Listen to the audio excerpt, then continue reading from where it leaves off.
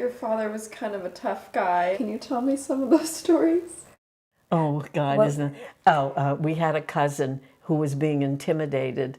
And he goes to my father. My father says, no problem. He went and he said, I beat the, you know what, out of this guy. They won't bother you anymore. tough. It was I think it was a delinquent.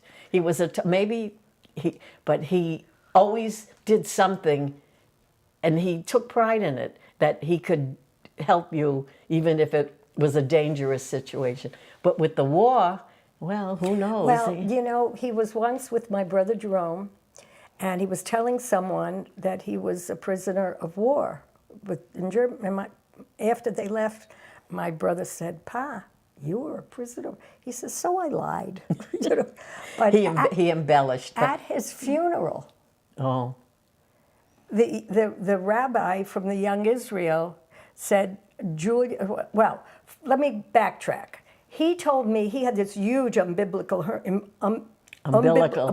can never say it. I say biblical like Bible. Umbilical hernia for a million years. He wore a truss, you know, and when he finally needed some surgery, they weren't going to do it because he was in his 80s.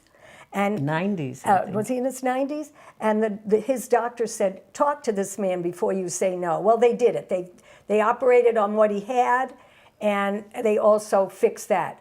But he told me that he got it when he was in Russia, when he was young. His horse got stuck in the mud, and he lifted it out of the mud. Well, if my father told me that, I mean, I believed it. And then, you know, he lifted the paws, you know, the horse's well, he lifted the wagon with people in it. You know, I mean, you know, he told stories. But at his funeral, the rabbi started saying he got that hernia because he got butted with a rifle by the Russians. And Millie and I looked at each other. Now here we're at my father's funeral. We started laughing. You know, this truss that he wore, there was a Jewish word for it. It was called a Killabendel. And my mother said we were walking in Brooklyn on the store, and they used to put that in the window. And I said, Mama, look, just like Papa's Killabendel. Yeah, it was a I was probably 3 years old, the truss. But they operated on him, and he said, you operate. They didn't want to. He was the oldest patient of some of these doctors. He had an aneurysm. An aneurysm. He said, I live, I die, you operate. He said, I can't live with the idea that I have it. And they did. They operated on He was fine afterwards. Did you tell him the one about the fender? No. He was, I told him about the motorcycle that he had. But he was taken to court because there was an accident. And the lawyer said to him, Mr. Reitman, just sit there and don't But he was a witness. He wasn't involved. Say a word. Witness.